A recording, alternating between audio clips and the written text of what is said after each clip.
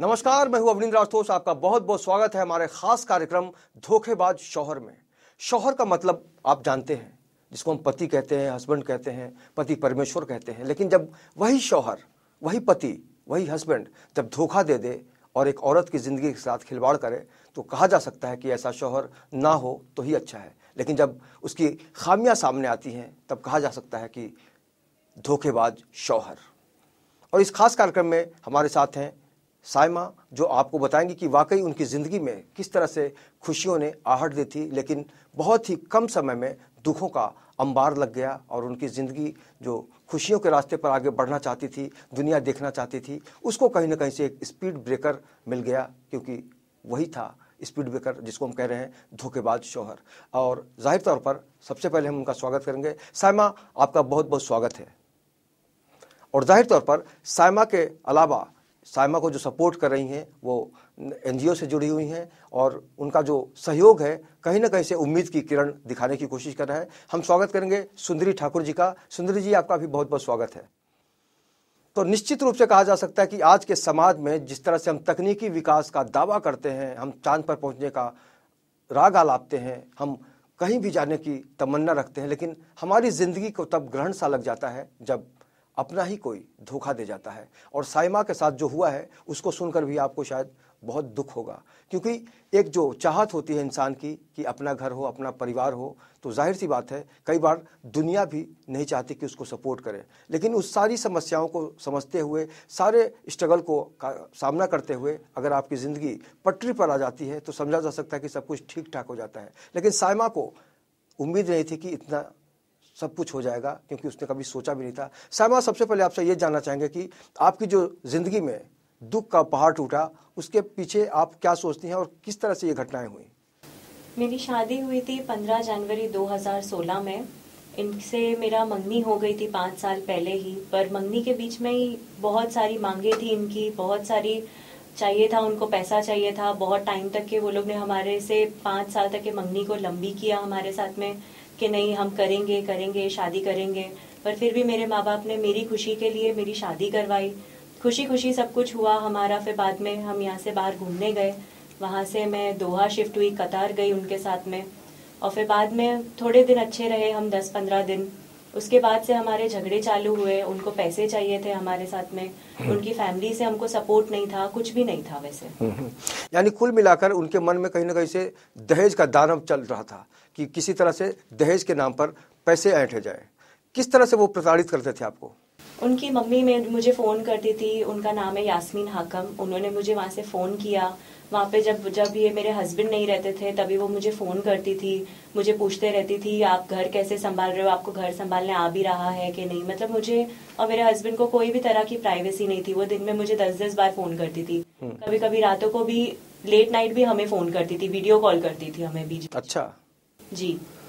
एक सास का दर्जा एक माँ के समान होता है, लेकिन ये जो सास हैं जहाँ से एक उम्मीद की किरण होनी चाहिए, जहाँ से लगना चाहिए कि वाकई हमारा कोई ना कोई सपोर्ट करने वाला है, वहाँ पर इस तरह से जब घटनाएं होती हैं तो समझा जा सकता है कि पूरी प्राइवेसी जो है उस पर भी हमला है। आपने कभी कोशिश की उनको बताने की, समझाने की कि हम लोग ठीक ठाक हैं, आप ज़्यादा परेशान मत हों? उनको पहले से ही मैं शायद पसंद नहीं थी, क्योंकि उनको चाहिए था कि हम उनको बहुत सारा पैसा दे, हम उनके साथ में बहुत सारी ज्वेलरी उनको दे। वो हमेशा मुझे फोन पर भी बोला करती थी कि आपके घर वालों ने कुछ दिया नहीं, फिर भी हमने करवा दिया। वो तो मुझे तुम्हें अपने साथ में रखना चाहिए था, तुमको सिखाना चाहिए था। वो तो मेरी मेहरबानी है कि मैंने तुमको अकेले वहाँ पे जाने दिया, उसके साथ में रहने दिया। ये तो मेरी मेहरबानी है कि मैं तुमको जाने दी। ऐसे करके मुझसे हमेशा रूडली ही बात किया करती थी। अच्छा साइमा, कभी आपने इस बात की शिकायत तो नहीं कह सकते इसको, क्या कभी इस मुद्दे को लेकर आपने अपने हस्बैंड को समझाने की कोशिश की कि आपकी जो माता जी हैं हमें इस तरह से फ़ोन करती रहती हैं, बताती रहती हैं? मेरे हस्बैंड को मैं जब बोलती थी तो वो बिलीव ही नहीं करते थे। वो बोलते थे मेरी माँ है, वो मुझे भी उतना ही फ़ोन करती है, पर तुम गलत बोल रही हो। वो समझाने की कोशिश कर रही है, वो मतलब वो जो कुछ भी बोल रही है उनके दिल में ऐसे कुछ नहीं है। हमेशा उन्हीं की साइड लिया करते थे वो। तो ये रिश्ता टूट गया, उस पर भी हम चर्चा करेंगे, लेकिन सबसे अहम बात है कि रिश्ता टूटता क्यों है। आज उस शौहर ने जो धोखेबाजी का कारनामा पेश किया है, उसने दूसरी भी शादी कर ली है, लेकिन पूरा जो मामला है फिलहाल अभी सुंदरी ठाकुर जी के पास आ गया है। और सुंदरी ठाकुर जी को ये पता है कि एक नारी का जो सम्मान होना चाहिए, एक नारी के साथ जो इंसाफ होना चाहिए, उसमें किस तरह की गतिविधियां होती है। सुंदरी जी, ये जो पूरा मसला आपके सामने आया, सबसे पहले आपने कैसे रिएक्ट किया इसको? आशुतोष जी, मेरा तो एनजीओ है, मेरे पास तो ऐसे मैं बहुत ज्यादा इस बात से दुखी भी, अक्सर शायद मेरे और आपके कई इंटरव्यू हुए हैं जी, और मैंने अक्सर यही कहा है कि आदमी का मुझे समझ में नहीं आता कि औरत को टिश्यू पेपर वो क्यों समझता है। आज जब वो, अभी आपने देखा साइमा कह रही हैं कि 5 साल उनकी मंगनी रही, और मंगनी रही नहीं क्योंकि वो रखी गई, क्योंकि ये उनके फादर मदर का ये कहना था कि ये लड़की सुनने को तैयार नहीं थी उस लड़के से शादी कर। इन्होंने एक्सेप्ट किया पेरेंट्स ने, जबकि ये कहते हैं काफी मतलब इट्स अ गुड फैमिली और वो इतने कैपेबल नहीं है।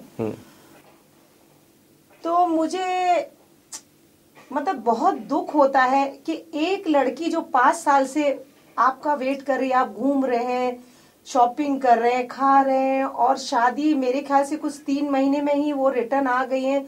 तो मतलब मेरे को तो समझ में नहीं आता कि ऐसा अगर आप नहीं चाहते, आप 5 साल के बाद शादी नहीं कर रहे थे तो शादी नहीं करनी थी, लेकिन ये जो किया है इसमें कितनी जिंदगी बर्बाद होती है आपको पता है। वो फैमिली की तो कुछ नहीं होती, लेकिन पेरेंट्स की, उनके 2 बेटियां हैं, ये छोटी हैं, बड़ी की भी शादी हो गई है, वो दोनों पेरेंट्स हैं, वो माँ फादर मदर दोनों अकेले हैं। तो वो किसके लिए, जो बाद में थोड़ा तो सब्र करते वो उनको ही मिलता, लेकिन पैसे की लालचा। और मुझे लगता है इन्होंने काफी नाम, उसमें उनकी बुआ जी हैं, इनके ससुर हैं, मैंने 3 दिन पहले उनके ससुर से कल ही बात की है, इतना मेरे पास रिकॉर्डिंग भी है, उनका जो वर्डिंग और उनके बात करने के तरीके हैं, मैं तो बोलती हूँ ऐसे इंसान को, यानी धमकी वाला अंदाज। अरे धमकी वाला नहीं, बदतमीजी अंदाज। अच्छा, जो कहते हैं ना जाहिल और बदतमीज, उस तरीके के इंसान है। अगर वो मेरे सामने आ जाए ना, कसम से मैं गाल पे चाटा रसीद कर दूं एक। और मैंने उनको यही कहा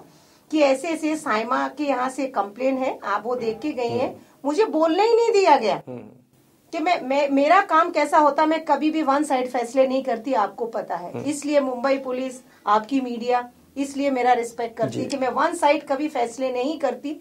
मैं लड़के का भी पूरा सुनती हूँ, हो सकता है लड़की भी की कहीं गलतियां हो तो वो मैं पैचअप करने की कोशिश करती हूँ। मेरा काम तो फर्स्ट यही बनता है कि मुझे घर बनाना है, किसी का तोड़ना नहीं। लेकिन वो बंदे ने ये चीज, तो आप सुनेंगे उसमें ये वर्डिंग, मैंने खाली उतना ही बोला कि ऐसे ऐसे आपका लेटर है। 3 दिन पहले फोन किया, उसके पहले तो उन्होंने ये कहा कि वो मेरी लड़की ने फोन किया, ऑफिस की ने, बेटा हम लोग बाहर हैं, 3 दिन के बाद फोन करना जी। रख दिया उसने। तो मैंने बोला आपको बोलना था कि आप फोन कीजिए, नंबर आ गया, एनीवे जाने दीजिए। फिर मैंने कल फोन किया उनको, कल फोन किया कि ऐसे आप आइए, और नारी सम्मान संगठन से बोल रहे हैं। कौन सी नारी सम्मान, किसकी, मैं कोई नारी सम्मान को नहीं जानता। और मैं क्या साइमा का बाप का नौकर हूँ?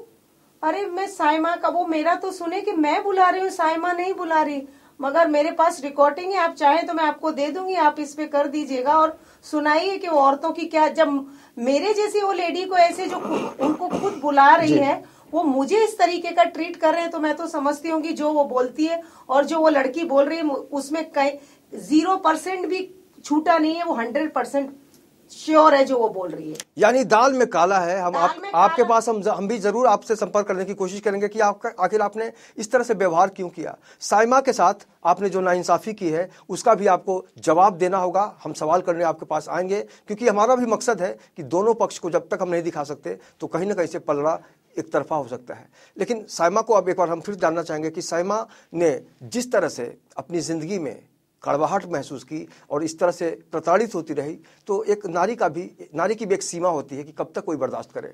आपने जब पहली बार महसूस किया साइमा की, घर वालों ने तो आपको ठीक है सपोर्ट कर दिया, शादी हो गई सब कुछ, ससुराल वालों से जब तंग आपको लगा कि बहुत ज्यादा मैं तंग हो रही हूँ, तो घर परिवार को आपने कब बताया? मेरी मम्मी और मेरे डैडी से मुझे रोज बात हुआ करती थी, पर मैं उनको हमेशा नहीं बताया करती थी, क्योंकि वो लोग यहाँ पे मुझसे इतने दूर है, उनकी भी एज हो चुकी है। मुझे कभी भी ऐसे नहीं लगा कि मैं उनको हर चीज बताऊं, क्योंकि मैं खुद मेरे हस्बैंड को 5 साल से जानती थी। मेरे को लगा मैं उनसे शेयर करूँ, सब करूँ, पर वो कोई जब बात सुनने के लिए रेडी नहीं हुए, तब जाके मैंने अपनी फैमिली को बताया कि मतलब उनकी मम्मी की तरफ से ऐसे हो रहा है और मेरे हस्बैंड मुझे सपोर्ट नहीं कर रहे हैं। आपके हस्बैंड क्या करते थे वहाँ पे? वहाँ पे वो कतार एयरवेज में कस्टमर सर्विस एग्जीक्यूटिव है, एयरपोर्ट पे काम करते हैं कतार के दोहा पे। मेरी शादी के पहले भी वो वहीं पे थे, 1 साल अकेले रहा करते थे और शादी के बाद मुझे वहाँ पे वो लेके गए हैं। तो जब आप लोगों ने शादी करने की प्लानिंग की जी, उसके बाद मंगनी हुई कि चलो शादी कर लेते हैं, पहले मंगनी कर ले? जो 5 साल का लंबा अरसा खींचा वो तो काफी, वो कैसा रहा, वो पूरा वक्त तो कैसा रहा आपका? वो जो 5 साल थे उसमें हम दोनों अच्छे से रहा करते थे, पर उनकी फैमिली की तरफ से कुछ भी हमको सपोर्ट नहीं था।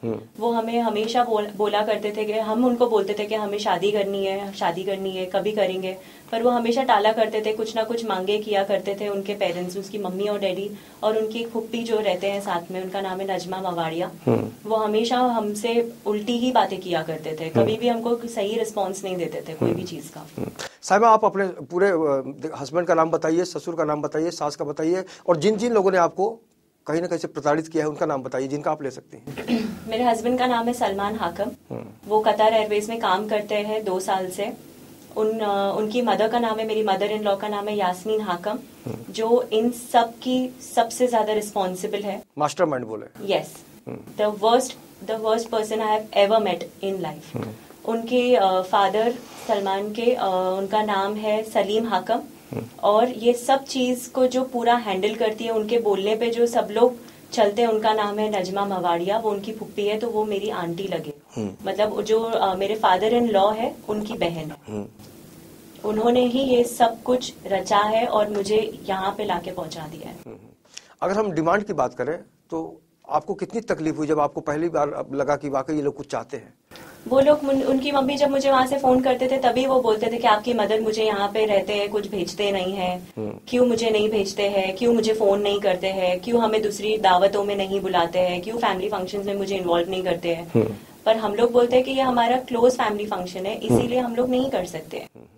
तो कुल मिलाकर रिश्तों की कड़वाहट शुरुआत में ही पता चल जाता है कि वाकई अब गाड़ी आगे नहीं बढ़ सकती। फिलहाल वक्त एक छोटे से ब्रेक का, ब्रेक के बाद ये हम चर्चा जारी रखेंगे। देखते रहिए धोखेबाज शौहर।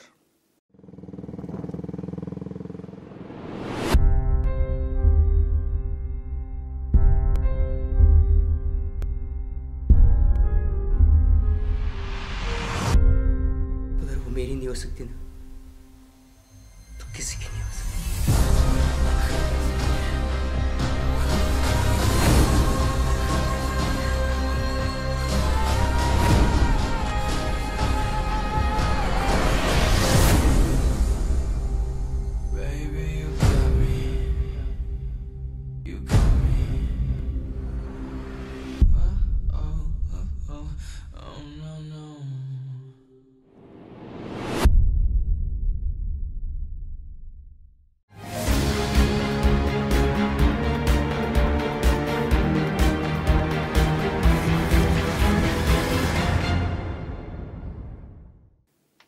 ब्रेक के बाद आपका बहुत बहुत स्वागत है। आप देख रहे हैं मेरे साथ धोखेबाज शौहर।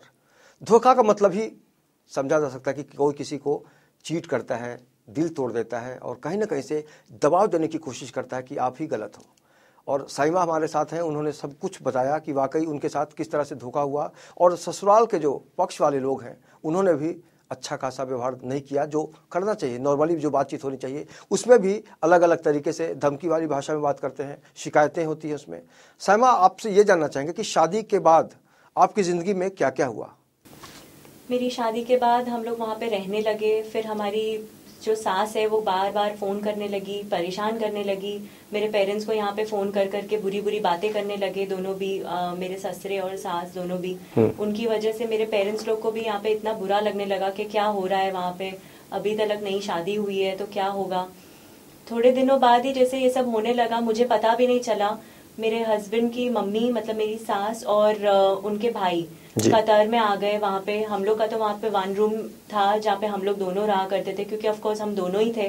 पर वो वहाँ पे भी हमारे पास शिफ्ट हो गए। मुझे पता भी नहीं चला कि वो लोग कब आ गए, कब उनकी वीजा लगाई गई, कब ये सब करने लगे। आपके हस्बैंड ने भी नहीं बताया आपको? मेरे हस्बैंड ने भी मुझे नहीं बताया ये सब कि वो आने वाले हैं। उन लोग की शायद कोई मिली भगत थी कि ये लोग आने वाले। वो लोग अचानक से वहाँ पे एक दिन आ गए, जब मैं सो रही थी सुबह वो लोग आ गए और मुझे पता चला। और हमारे इतने से रूम में जहाँ पे हम दोनों रहा करते थे, वहाँ पे मेरे देवर और मेरी सास, मेरे हस्बैंड और मैं रहने लगे, ताकि हम लोग दोनों के बीच में कोई प्राइवेसी, कोई बात ना हो। वो ही सब वहाँ पे रहने लगे। और अगर इस पे मैंने बात बोली तो वो लोग बोल रहे हैं कि ऐसे नहीं होना चाहिए करके, आपको समझ के लेना चाहिए, आपको एडजस्ट करना चाहिए। मुझे बहुत बहुत टॉर्चर किया गया ये सब चीज़ों के ऊपर। बिल्कुल, जाहिर तौर पर इस तरह की जब घटनाएं घटती हैं तो तकलीफ हो जाती है। सुंदरी जी, आपके पास हम आना चाहेंगे कि जब इस तरह का सिचुएशन होता है तो पति का भी फर्ज होता है कि भाई अपनी पत्नी को बता दे, इत्तला कर दे कि भाई तुम्हारी सासू आ रही है, देवर आ रहे हैं, तो एक मानसिकता बन जाती है। आपको क्या लगता है इस अचानक जिस तरह से धावा बोला गया, आपको क्या लगता है? आपको तो आशुतोष जी अभी आपने साइमा का सुना ही ना कि वो प्री प्लानिंग आपको दिख रहा है ना। वो मेरा शौहर अगर मुझे नहीं बता रहे कि आपकी सास आ रही हैं या आप मेरे भाई आ रहे हैं, तो एटलीस्ट वो तो बताता है ना, आदमी घर अच्छे से रहे, खाना पीना में उनके लिए बना के। तो ये सीधा सीधा दिख रहा है इसमें कि ये उनका प्री प्लानिंग था। बेटे का, माँ का, सास ससुर, जो भी जितने भी लोग हैं इसमें अहम रोल वो बुआ का बताती हैं कि वो जैसा चाबी घुमाती है ऐसा होता है। क्योंकि बॉम्बे में उनके पास घर नहीं, उनकी बुआ जी के पास घर है, वो उसी में रहते हैं, वर्सोवा में रहते हैं वो लोग।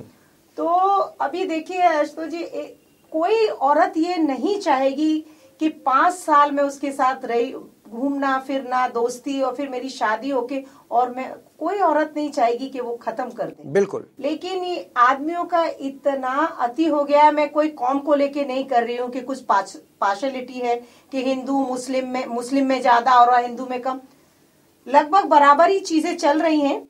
पर आदमी उसका, और कहीं तक आदमी टॉर्चर कर रहा है तो घर वाले अगर सपोर्ट दे देते हैं तो थोड़ा सा आदमी उस चीज को भी इग्नोर कर देता कि आज चाटा मारा, कोई बात नहीं, सासू ने सर पे हाथ रख दिया, बेटा कोई बात नहीं, मेरी तरफ देख। तो वो बहुत सी चीजें औरत भूल जाती है।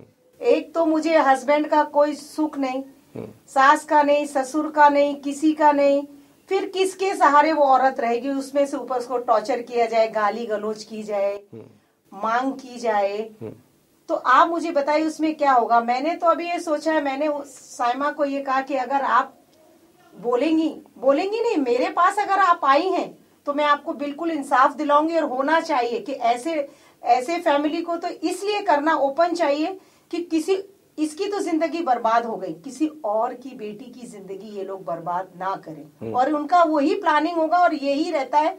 जब ये चीजें होती हैं तो कुछ ना कुछ होता ही है। वो बता भी चुकी कि कतर में जो लड़की है उनके पास फोटोग्राफ्स है, उन्होंने कबूल भी किया कि भाई अब उसको निकाला भी गया, उस लड़की को उस एयरलाइंस में से, जो वो एयर होस्टेस थी वो लड़की, उसको निकाला उसमें से। बट यानी सुंदरी जी, ऐसा आपको लग रहा है कि पति पत्नी और वो का मामला है यहाँ पे? पति पत्नी वो, और प्लस घर वाले का सपोर्ट है। घर वाले चाहते हैं कि कोई वो आए तो पत्नी जाए, तो पता नहीं अब वो कौन सा एक्सपेक्टेशन है उनको, जबकि उनके पास घर नहीं। उनका कहना है, मैंने तो नहीं देखा ना, उनके पास घर नहीं, वो कुछ इतनी उनकी कैपेसिटी कुछ नहीं है जिसमें वो ये चाहते हैं जो लड़की आए बंगला कोठी गाड़ी लेके आए। तो आप भी तो आपकी हैसियत देखिए कि उस लायक, और वाकई उसके पास बंगला गाड़ी सारा कुछ है। प्लस आप अगर प्यार से बोलते तो हर चीज, उन्हीं की 2 बेटियां उनके पास, वो थोड़ी अपने पास ऊपर ले जाने वाले हैं। मगर कहते हैं ना, दरिंदे इसी धरती पे पैदा होते हैं। बिल्कुल ऐसे ही लोग। और मैं तो बोलती हूँ हमारे गवर्नमेंट को, मोदी सरकार को भी मैं यही कहना चाहूंगी, अगर ऐसे लोगों के लिए जो सच्चाई है, मैं दोनों साइड फैसले करती हूँ, आपको कहती हूँ, और आप भी इसको वेरीफाई कीजिए। अगर ये गलत है तो ऐसे लोगों को मैं कहती हूँ जेल से फैमिली को बाहर ही नहीं आना, कम से कम 10 साल की लगनी चाहिए। बिल्कुल। तो इनको समझ में आएगा। वो 3 महीने अंदर रहते हैं, कोर्ट के चलता रहता है, बाहर गांव चले जाते हैं, वहां फिर दूसरी पकड़ लेते हैं। इन्होंने ये धंधे बना रखे हैं। बिल्कुल। तो प्लीज किसी की बच्ची की जिंदगी का सवाल देखिए, वहाँ योगी जी देखिए, मोदी जी देखिए, लड़कियों के लिए कितना वो कर रहे हैं। अभी इस लड़की की उम्र खाली पूछिए कितनी, खुद को कितनी तकलीफ होगी कि इतनी एज में और इतना हो जाना कितना दर्दनाक होता है। और जिस माँ की बेटी और जिस बाप की बेटी है, उनको जाके पूछो, उनके घर में चूल्हे नहीं जल रहे हैं। जी जी बिल्कुल। सामने बच्ची को देखते होंगे तो मुंह में निवाला नहीं जाएगा, काश वो मेरी बेटी होती तब मुझे फिर भी मेरे बेटियां नहीं, मगर मुझे दर्द बहुत ज्यादा इस चीज का होता है कि इतना अन्याय मत करो। उनके घर में भी बेटियां होंगी ना, किसी ना, हर किसी के घर में बेटी होती है, बहन होती है, माँ आप होती भी है। तो किसी की बेटी थी, जब बहू बन के आई थी तो आप भी तो किसी की बेटी हुआ करती थी और हैं। तो किसी दूसरे की बेटी को आपको कलेजे से लगाने के बावजूद और आप उसको इतनी बुरी तरह ट्रीट कैसे कर सकते हैं? बिल्कुल, ये गलत है। बिल्कुल, ये बहुत गलत है। और जाहिर तौर पर जब इस तरह की घटनाएं घटती हैं तो पूरा जो जीने का मकसद है वो कहीं ना कहीं से डगमगा जाता है। साइमा के पास जाएंगे, साइमा से ये जानने की कोशिश करेंगे कि वाकई इस पूरे मसले को लेकर उन्होंने कानूनी मदद लेने की कोशिश की या नहीं। साइमा, ये बताइए, इस पूरे घटनाक्रम को लेकर आपने कभी पुलिस के पास या कानून की मदद लेने की कोशिश की? मुझे पहले तो उन पे शक था कि उनका कोई अफेयर है, क्योंकि वो पूरा टाइम अपने फोन पे रहा करते थे, पूरी पूरी रात फोन पर रहा करते थे, लैपटॉप पे रहा करते थे। मैं उनको कितनी बार बोल चुकी हूँ कि आप क्यों मेरे साथ में थोड़ा टाइम स्पेंड करिए, टीवी देखते हैं, कहीं बाहर घूमने जाते हैं। कुछ भी उनका कुछ भी इस चीज में रोल मॉडल नहीं था मेरे को ये सब करने में। ये सब शादी के बाद सब कुछ बदल गया? शादी के बाद ही तुरंत बाद बदल गया। वो एकदम से बदल गए। मतलब मुझे ऐसा लग ही नहीं रहा था कि मैं जो 5 साल से सलमान को जानती थी वो अब उसमें के रहे ही नहीं। वरना 5 साल तक के जब मैं उनके साथ में रही तो एक भी मेरे पास रीजन नहीं था कि मैं उनके साथ में नहीं रहूं।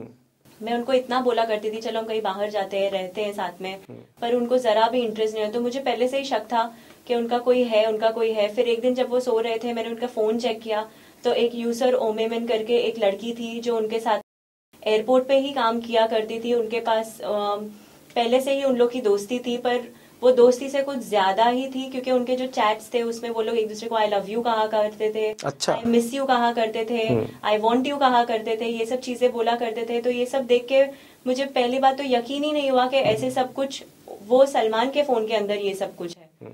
और फिर बाद में जब मैंने उनसे पूछा, उनकी मदर को बताने की कोशिश की तो उन्होंने बोले कि मैं शक कर रही हूँ, दोस्तीदारी है, दोस्ती में ऐसे होता है, वो बाहर की कंट्री में रहते हैं, अभी आपको समझ में आना चाहिए कि आपको थोड़ा एडजस्ट करना चाहिए। अजीबोगरीब तर्क है, अजीबोगरीब तर्क है। हिंदुस्तानी सभ्यता, जो हिंदुस्तान के लोग हैं वो जाकर कहते हैं, खासकर अगर हम गार्जियंस की बात करें।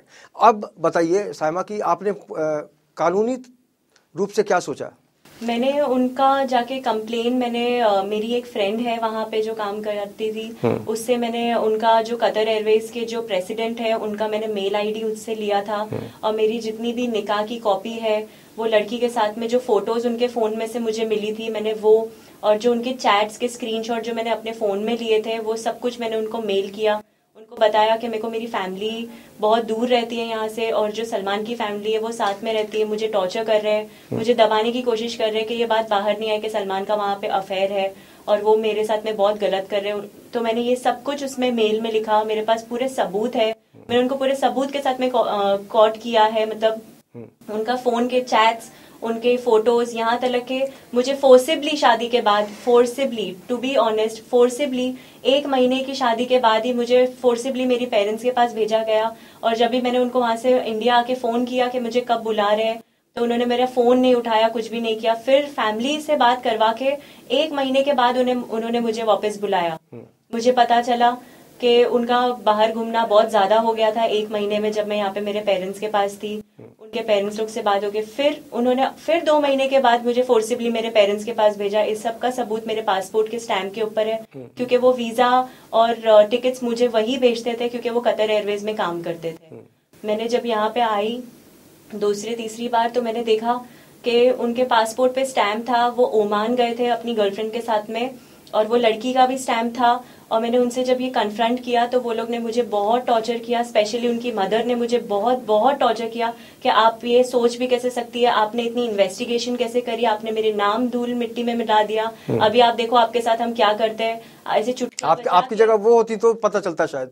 उनके हस्बैंड के साथ में मुझे नहीं पता कैसा रिलेशन है, क्योंकि वो नहीं, आपकी जगह आपकी सास होती तब शायद वो समझ पाती कि एक बीवी के ऊपर क्या गुजरती है। नहीं, उनको जरा भी मेरे लिए फीलिंग नहीं थी, क्योंकि वो खुद अपने हस्बैंड के साथ में नहीं रहते, वो अपने मेरे साथ में और अपने दोनों बेटों के साथ में रहते हैं। तो वो ज्यादा खुद भी अपने हस्बैंड के साथ में नहीं रहते। मुझे नहीं पता क्यों क्या, पर वो मेरे साथ में रहते थे, मुझे ही टॉर्चर करते थे ज्यादा करके।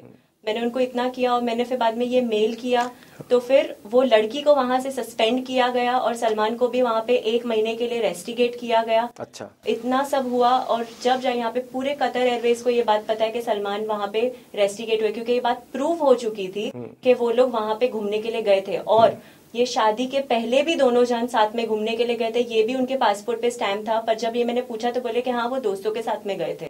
वो मुझे झूठ बोल रहे थे और मुझे सिर्फ फ्रॉड किए उन्होंने। अगर हम मुंबई पुलिस की बात करें तो मुंबई पुलिस बहुत ही तेज तर्रार मानी जाती है, पूरी दुनिया में इसकी अलग छवि है। आपने मुंबई पुलिस से कांटेक्ट की? मैं अभी यहाँ पे, उन्होंने मुझे यहाँ पे अक्टूबर से यहाँ पे छोड़ दिया है। मैं यहाँ पे आई हूँ, उन्होंने मुझे 1 रुपए का खर्चा नहीं दिया। मुझे कभी भी उन्होंने पूरी शादी में कभी कोई खर्च नहीं किया मेरे ऊपर। कभी मुझे मंथली जो एक वाइफ को एक्सपेंस चाहिए होता है, उन्होंने मुझे वहां पे यहाँ पे कभी कुछ नहीं दिया। मुझे कोई चीज का सपोर्ट नहीं किया, इमोशनली, फाइनेंशियली। तो मैं यहाँ पे अभी रुक कर उनके कॉल का वेट करके मैंने यहाँ पे पुलिस के पास गई थी, वर्सोवा पुलिस स्टेशन में। कल ही मेरे फादर के साथ में मैं वहां पे गई थी। तो वहां का तो माहौल मुझे कुछ भी समझ में नहीं आया। मेरे से पहले जो वहां पे लोग आए थे वो लोग को बिठाया गया। अच्छा। उनको भी ऐसे करके बात नहीं किया ठीक से। मुझे वहां पे 3:30 बजे से बिठाया गया और मुझे वहां पे बैठे बैठे शाम हो गई। मेरे को उनकी तरफ से कोई सपोर्ट नहीं आया। तो मैंने उनको बोला कि आप मेरी कभी स्टेटमेंट लेंगे, सब करें। तो जब जाके उन्होंने कुछ आधा अधूरा लिखा और मुझे बोला कि वो लोग अभी इस पे फॉलो अप करेंगे, इसीलिए मैं मैम के पास आई ताकि वो मेरी हेल्प कर सके। अभी साइमा ये बताइए कि आपके पति से आखिरी बार क्या बात हुई थी और क्या चाहते हैं वो आपसे? मेरे पास उनके चैट्स है, उनके मैसेजेस है कि वो मुझे सीधे ये बोल रहे हैं कि आप किसी को बिना बोले कैसे भी करके अभी आपने मुझे पकड़वा लिया है, तो अभी तो मुझे तुम चाहिए ही नहीं। वो तो मुझे वो डे 1 से ही बोल रहे हैं। उनकी मांगे ही कुछ और है क्योंकि उनकी कोई और गर्लफ्रेंड है। वो लोग अभी भी मिलते हैं, मुझे नहीं पता। वो लड़की भी उनको बराबर साथ। क्या वो आपको तलाक भी देना चाहते हैं? जी, वो मुझे तलाक देना चाहते हैं। और वो कब से मुझे तलाक देना चाहते हैं, वो मुझे अबंडन कर रखे हैं यहाँ पे। No calls, no messages, nothing, no money, I don't have anything. मैं यहाँ पे अपना जॉब करके। आप क्या चाहती हैं ये बताइए, आप क्या चाहती हैं? मुझे चाहिए कि यहाँ पे उसको सख्त से सख्त सजा मिले, वो लोग सामने हो और वो लोग जो ये बात दबाने की कोशिश कर रहे हैं ये दुनिया के सामने आए, क्योंकि वो लोग हमारे सामने नहीं आ रहे यही जान के कि दुनिया को पता नहीं चले।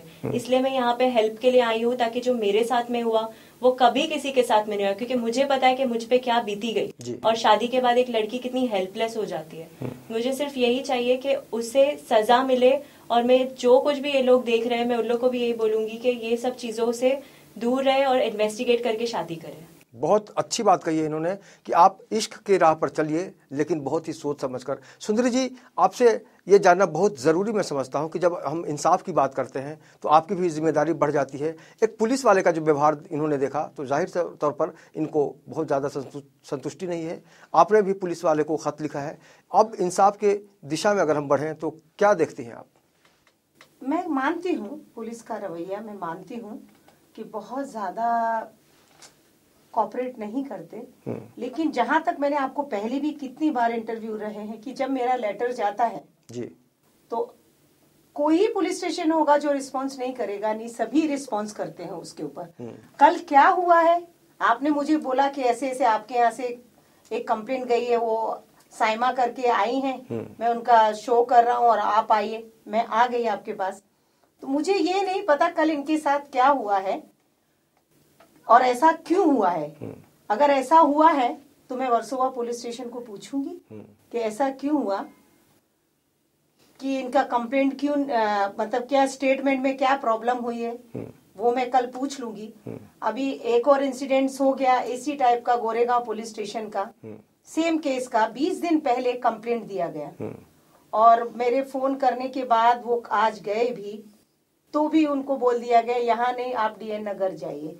यानी ठीक है, वो अपना अपना तरीका होता है पुलिस का लेकिन अपना देखो रवैया है। कल इनके साथ क्या हुआ है, मेरी अभी पुलिस से कोई बात नहीं हुई है, मैं वेरीफाई कर लूंगी। अगर ऐसा हुआ तो क्यों हुआ, अगर कोई रीजन होगा बस तो बहुत छोटे। पर मैं ये कहना चाहूंगी पुलिस का तो आज नहीं कल उन्हें तो लेना ही है कंप्लेंट। एक मेरी बात सुनिए, निश्चित रूप से वो तो करेंगे। और अपना पूरा जो मकसद है, सुंदरी जी का मकसद है, हमारा मकसद है, हम सबका मकसद होना चाहिए कि साइमा को इंसाफ मिले, इंसाफ मिलना चाहिए, इनको सजा होनी चाहिए बिल्कुल, ताकि इसकी जो बाकी जिंदगी है, अभी जिंदगी बहुत ही कम देखी है इसने और दुनिया के प्रति जो एक मन में गुबार सा आ गया है, एक अजीबोगरीब सोच आ गई होगी। हम चाहते हैं कि उस सोच को बदलने की कोशिश ये समाज ज़रूर करे ताकि साइमा की जो ज़िंदगी है वो आगे बढ़ती रहे और हमेशा की तरह ये खुश रहे। और इंसाफ का तकाजा यही है कि इसकी ज़िंदगी में एक बार फिर से खुशी लाने की कोशिश जो है हम सबको करनी चाहिए। सुंदरी जी, आपने समय निकाला हमारे स्टूडियो के लिए, बहुत बहुत शुक्रिया आपको। और जाहिर तौर पर इस पूरे प्रकरण को लेकर जिस तरह से बोल्ड होकर साइमा आपने पूरी अपनी बात रखी है, हम दुआ करेंगे आपके लिए कि आपको इंसाफ मिले और आपकी जो बाकी की अगली ज़िंदगी है वो खुशहाली से बीते। फिलहाल आपका बहुत बहुत शुक्रिया। Thank you.